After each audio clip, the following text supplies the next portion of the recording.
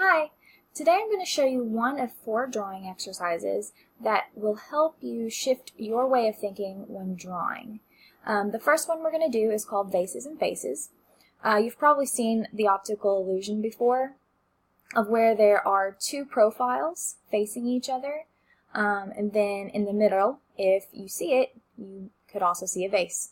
Therefore, Vases and Faces. It's very simple. You only have to draw 2 lines, and so let's go over the instructions. Alright, so the first thing, the goal, is to shift your thinking about what you think you know about the profile of a face to what you're actually observing. You're not actually going to be observing a face, but we all know that there's a forehead, a place for eyes, nose, lips, chin, neck, all of that. So the first profile that you draw, you'll name the forehead and the nose and the lips, etc., all of that as you go along, as you're drawing the line.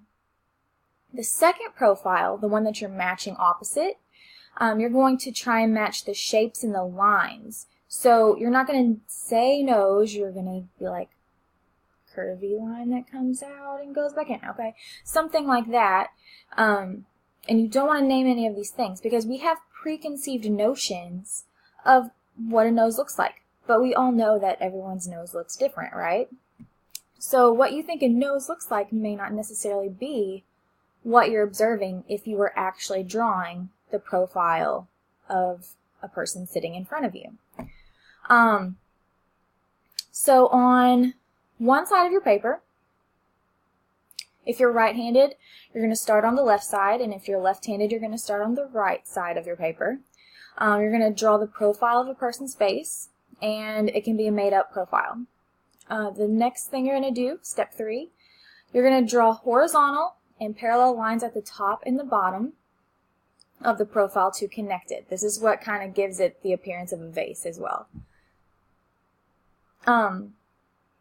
Then you're going to start on the top of the other side of the paper and draw the profile in reverse.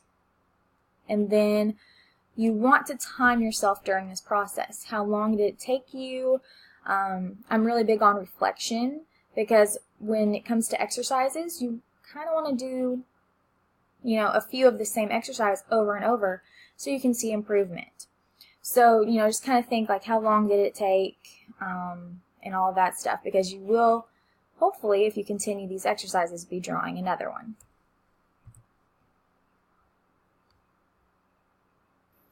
Here's just an example of what I'm talking about. You can see the 2 faces within it. That's the white silhouette versus in the middle, the black silhouette is the shape of the vase.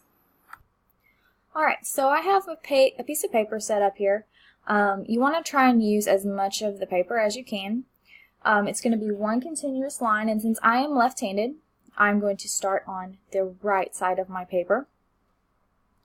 Okay, so I'm just going to start out here at the top, and as I go, I'm going to name things that are familiar to me on the face. So I'm going to come out, I'm going to draw a forehead, brow, eye. I'm going to come out and do the nose.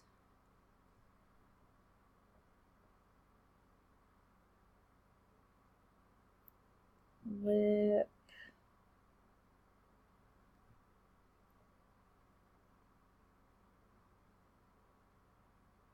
Chin. And mouth. Or, sorry, not a mouth. A neck. Alright. So, not the best of profiles ever. Me personally, I need to be looking at something, but you get the gist of it. These are the basic shapes of what a profile would look like. The next step would be to draw a line across the top and the bottom of your paper. If you wanted to get really specific with it. I guess you could use a ruler. It doesn't really matter.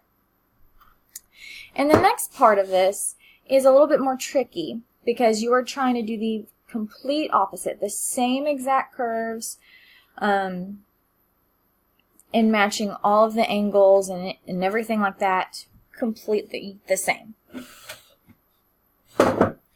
So, but this time, what will be different is you're not going to be naming forehead, nose, lips, chin, all of that. So, I'm going to start over here and just follow. You are using your eyes to follow the exact same thing. Maybe even keep this finger over here and do, you know, this as you go. Maybe that will help you.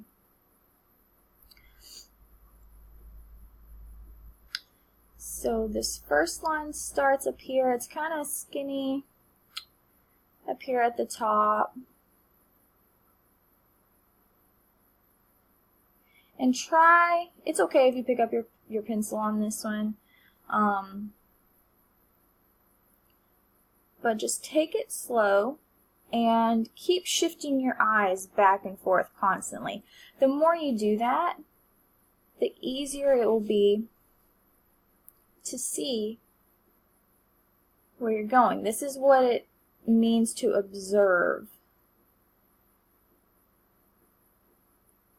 So you're just observing the curves of the other line and going steadily along. And I can already tell you I have messed up some of the angles. That's okay. Notice I don't have an eraser near me, and I don't plan on erasing, because when you are just practicing and drawing, doing exercises, you want to own up to your mistakes. And like I said, I'm big on reflection, so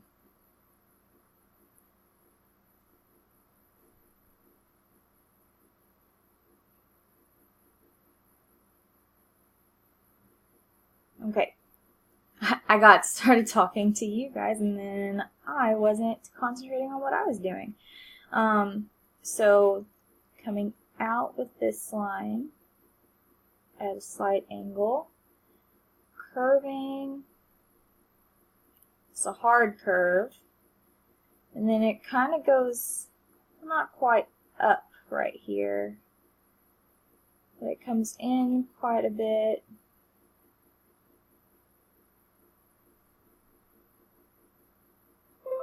And then right here, it comes not quite to a point, but kind of. And this is a very shallow dip. These two parts right here are pretty even.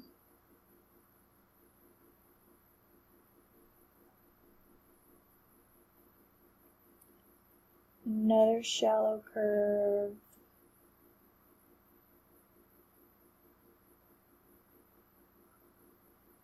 And then the bottom is a large curve. And it doesn't come out flat right here. You can see that was too much of an angle there, so I'm going to flatten it out just a little bit. And then when we get down to here,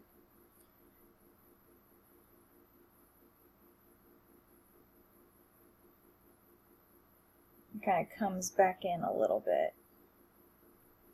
And I'm going to connect that better there. Alright, so as you can see, and actually this makes a good point, up here I was talking about other things. I got distracted. I wasn't in my mind or out loud speaking about, you know, copying these lines and angles and shapes. And down here, when I got back on track, I think I did a little bit better. That's a little bit part of the reflection for that. When you get finished with this, just like I showed in the example, just take your pencil. It doesn't have to be beautiful or anything, but just, you know, fill in this silhouette so you can see that negative and positive space a little bit better.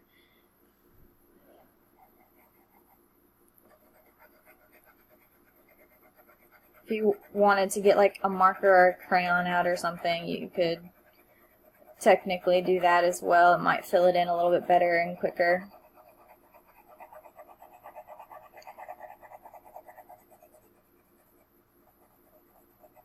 But I think coloring in the shapes helps you see the negative and positive space better in terms of, you know, did you get all of those shapes correct? And things like that.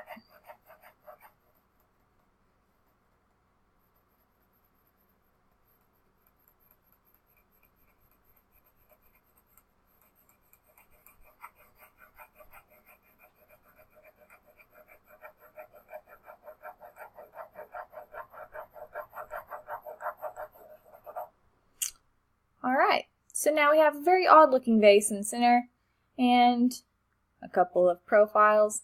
And I want you to try this, you know, just, you know, a couple of times. Maybe make different kinds of faces while you're doing it. And, you know, see about, like, compare them. Like, line them up in a row when you get finished and see if you have improved at all or not on that. So, good luck.